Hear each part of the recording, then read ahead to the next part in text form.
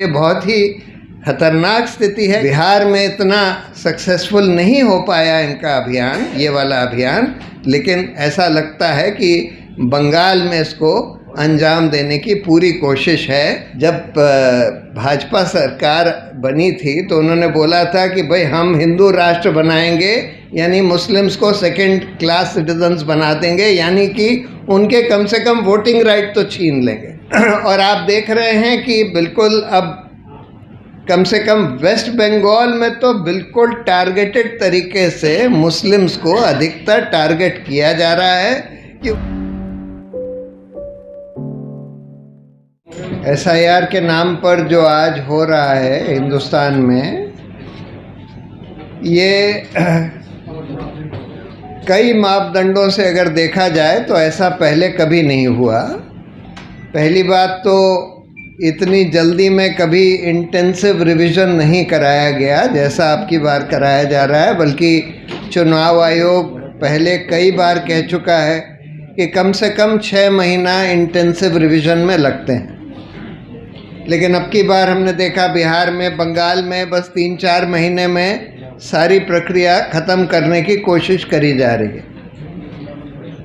दूसरी बात, संविधान में लिखा है, देखिए, इंटेंसिव रिवीजन की power representation of people act में इलेक्शन कमीशन को दी है, लेकिन उसमें लिखा है intensive revision can be done in a constituency और a part of a constituency, यानी कि आप एक कंस्टिट्यूएंसी या उसके पार्ट में for reasons to be recorded in writing आपको उसको बताना होगा कि क्यों इंटेंसिव रिवीजन करने की यहाँ ज़रूरत पड़ रही है।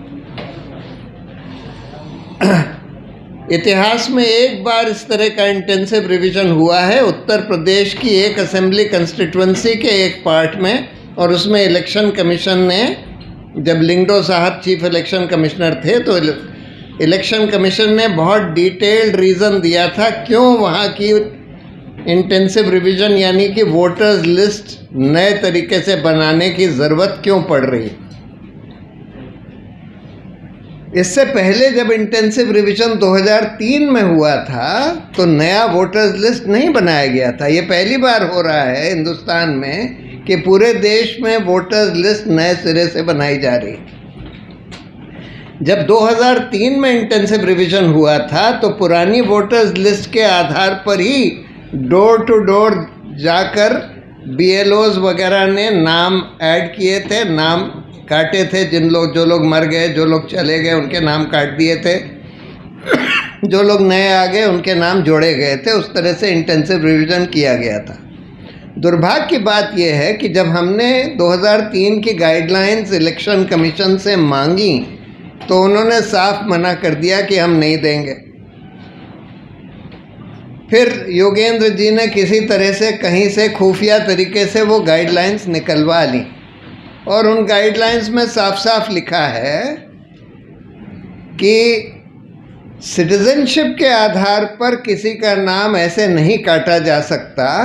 उसमें एक प्रक्रिया जो सुप्रीम कोर्ट ने बताई है लाल बाबू हुसैन वाले केस में, जिसमें ये बोला है कि अगर आपको डाउट है किसी के सिटीजनशिप के बारे में तो आपको तथ्य देके, आधार देके उसको नोटिस देना होगा। अगर उसका नाम पुरानी वोटर्स लिस्ट में है तो उसको माना जाएगा कि वो प्राइमा फेसी सिटीजन है, और अगर आपको डाउट है तो आप उसको तथ्य देके, रीजंस देके बोलिए कि भाई इस वजह से हम तुम्हारी सिटीजनशिप को डाउट करते हैं, और उसके बाद जो वो जवाब दे उसमें कोई भी एविडेंस दे सकता है, ओरल या डॉक्यूमेंट्री, अपनी सिटीजनशिप दिखाने के लिए। और उसके बाद अगर आपको फिर भी लगता है कि नहीं उसकी सिटीजनशिप नहीं है तो उसमें, उन गाइडलाइंस में और आसाम की गाइडलाइंस में खास कर ये लिखा हुआ था कि इलेक्शन कमीशन खुद नहीं तय करेगा कि इनकी ये सिटीज़न नहीं है और इसलिए इनका नाम हटा दिया जाए।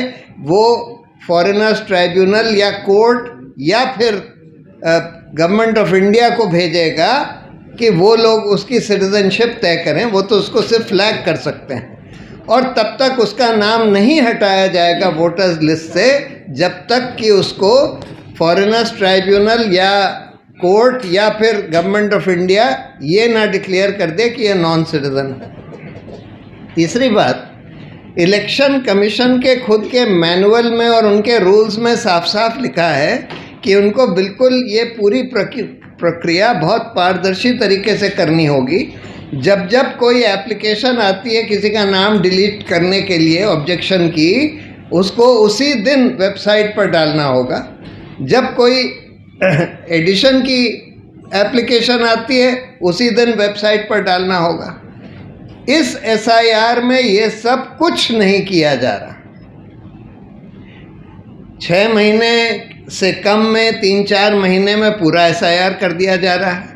वोटर्स लिस्ट नए सिरे से पूरे देश में पूरे राज्यों में बनाई जा रही है और ये देखा जा रहा है, सारी जगह ये दिख रहा है कि इलेक्शन कमीशन यहाँ दिल्ली से बैठ के राज्यों की जो प्रक्रिया है उसको इन्फ्लुएंस करने की कोशिश कर रहा है। और ये जो लॉजिकल डिस्क्रिपेंसी के आधार पर लोगों को डाउटफुल कैटेगरी में डाल दिया है, अंडर एडजुडिकेशन डाल दिया है, ये तो पहले कभी नहीं किया गया। पहली बार इतिहास में ये किया जा रहा है और ये पूरा के पूरा जो डाउटफुल लॉजिकल डिस्क्रिपेंसी का सेंट्रल दिल्ली से भेजा गया है। और आप देख रहे हैं कि बिल्कुल अब कम से कम वेस्ट बंगाल में तो बिल्कुल टारगेटेड तरीके से मुस्लिम्स को अधिकतर टारगेट किया जा रहा है कि उनका नाम वोटर्स लिस्ट से निकल जाए। दुर्भाग्य की बात यह है कि इसको चुनौती देने के लिए सुप्रीम कोर्ट में कई याचिकाएं पड़ी हैं, लेकिन सुप्रीम कोर्ट को तो कायदे से इस आधार पर ही एसआईआर को इलीगल डिक्लेयर कर देना चाहिए था कि भाई एसआईआर का जो कानून है वो आपको ये नहीं परमिट करता कि आप पूरे देश में पूरे राज्यों में नए सिरे से वोटर्स लिस्ट बनाएं और लोगों से बोलें कि तुम लोग एन्यूमरेशन फॉर्म भरो, नहीं तो तुम्हारा नाम ऑटोमेटिकली बाहर हो जाएगा, और उनसे बोलें कि तुम लोग ये 10-11 दस्तावेज दो। ये कभी किसी कानून में नहीं लिखा है। और इनफैक्ट जो एक फॉर्म 6 होता है नए वोटर का नाम डालने के लिए, उसमें लिखा होता है कि आपको प्रमाण सिर्फ 2 चीज़ों के लिए देना है, आप 18 साल से ऊपर हैं और आप यहाँ रहते हैं। कोई भी प्रमाण दे सकते हैं, उसमें ये नहीं लिखा कि किस तरह का प्रमाण, कुछ भी, बैंक अकाउंट का, गैस अकाउंट का, राशन कार्ड का, कुछ भी दे सकते हैं, आधार कार्ड, कुछ भी दे सकते हैं। और सिटीजनशिप के लिए सिर्फ सेल्फ डिक्लेरेशन देना होता है, यानी आपको कोई उसका प्रूफ नहीं देना होता कि आप सिटीजन हैं। आपको बस असर्ट करना होता है कि आप सिटीजन हैं, और आपका अगर क्लेम गलत है तो फिर आपके खिलाफ प्रोसिक्यूशन हो सकता है।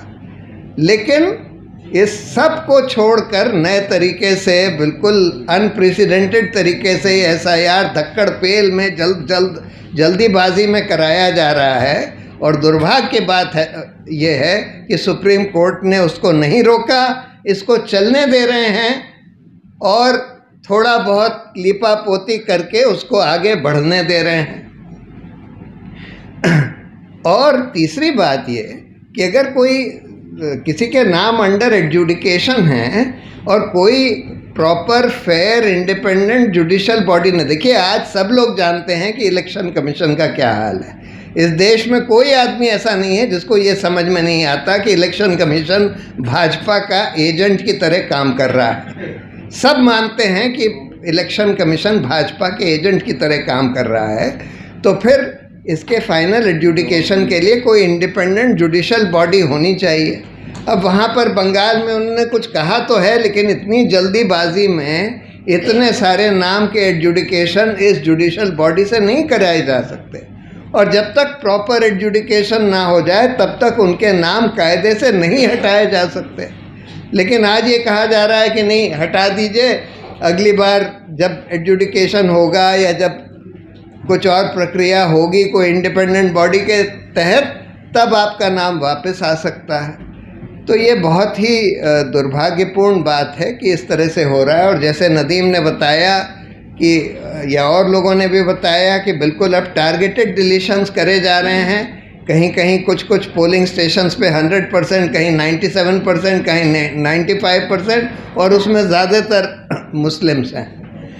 तो देखिए, जब भाजपा सरकार बनी थी तो उन्होंने बोला था कि भाई हम हिंदू राष्ट्र बनाएंगे, यानी मुस्लिम्स को सेकंड क्लास सिटीजन्स बना देंगे, यानी कि उनके कम से कम वोटिंग राइट तो छीन लेंगे। फिर उनको ये रियलाइजेशन हुआ कि सेकुलरिज्म तो बेसिक स्ट्रक्चर है कॉन्स्टिट्यूशन का, तो संविधान का संशोधन करके ये नहीं कर सकते।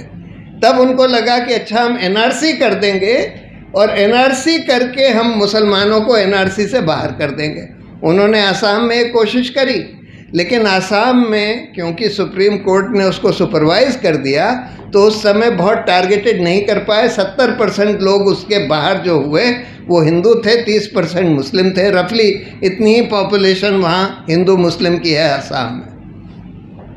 अब इनको ये लगा कि अच्छा, हम नया हथकंडा अपनाएंगे, SIR कर देंगे।